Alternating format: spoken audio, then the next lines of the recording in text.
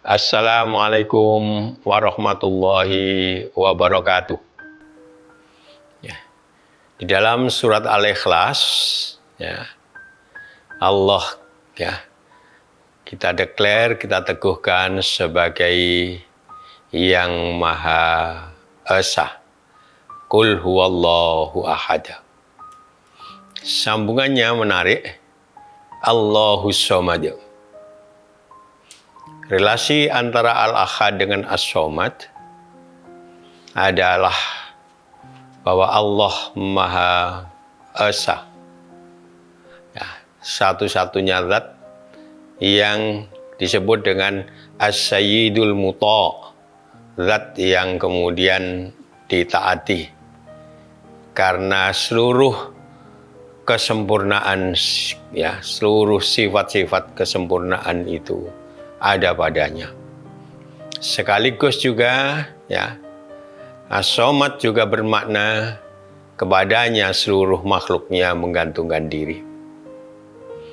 Dan yang ketiga maknanya bahwa Allah akan tetap ada, tetap kekal, walaupun bahkan seluruh ciptaannya itu telah musnah.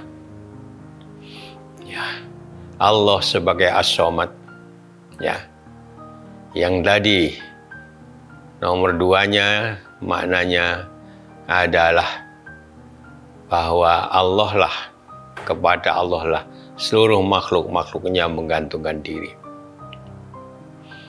Karena itu, ya, kita juga diajarkan, ya, dalam konteks menggantungkan diri itu artinya manusia memerlukan Allah Subhanahu wa Ta'ala, memerlukan pertolongannya, memerlukan rahmatnya, pendek kata, memerlukan segala-galanya tentang kebaikan dari Allah Subhanahu wa Ta'ala. Dan, ya, Nabi mengajarkan, idza sa'alta fas'alillah wa idza sta'anta fasta'in billah. Kalau engkau minta, mintalah kepada Allah. Kalau engkau minta tolong, minta tolonglah kepada Allah.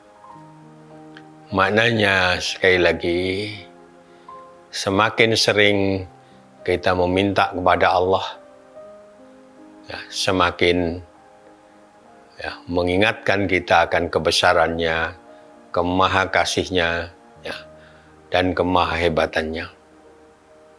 Dan dengan cara yang seperti itu, ya, seringkali orang kemudian menyimpulkan permintaan-permintaan, apalagi untuk hal yang tampaknya kecil, itu relatif sekitar 80% itu bisa kemudian dikabulkan oleh Allah pada waktu itu atau sesegera mungkin. Maka gantungkan hidup kita kepada Allah.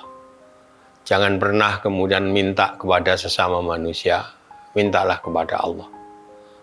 Maka dengan cara yang seperti itu, artinya semakin sering kita minta kepada Allah, semakin sering kita berzikir kepada Allah. Maka salah satu zikir yang memiliki, ya, implikasi yang segera, yang cepat, itu adalah meminta dan meminta dan meminta kepada Allah. Hatta, ya, dalam hadis, sebuah hadis qudsi, wahai para hambaku, kalian itu lapar, maka mintalah makan kepadaku. Wahai hambaku, kalian itu haus, maka mintalah minum kepadaku. Maknanya untuk hal yang tampaknya dipandang oleh banyak orang itu hal kecil, tapi justru dalam hadis qudsi yang diriwayatkan oleh Muslim itu, dianjurkan supaya kita itu minta makan pun minta kepada Allah, minta minum pun minta minum kepada Allah.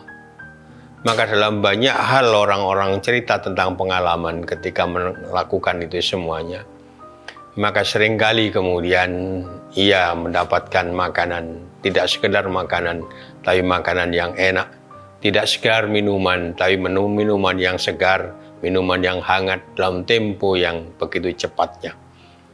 Maka kadang-kadang bahkan ketika seseorang memiliki kebiasaan minta kepada Allah, termasuk minta hal-hal seperti itu tadi, kadang-kadang belum sampai minta itu lalu diberi oleh Allah, Boleh jadi kemudian Allah mengetahui bahwa bukankah ini nanti hambaku sebentar lagi akan minta kepadaku seperti kebiasaannya. Maka biarlah dia belum minta, tapi aku beri. Nah, itulah kemudian dahsyatnya ya, Qul huwallahu ahad, Allahu somad, yang bisa kita praktekkan dalam hidup kita sehari-hari. Moga-moga kita ditolong oleh Allah. Nasrun minallah fatun qarib. Wassalamualaikum warahmatullahi wabarakatuh.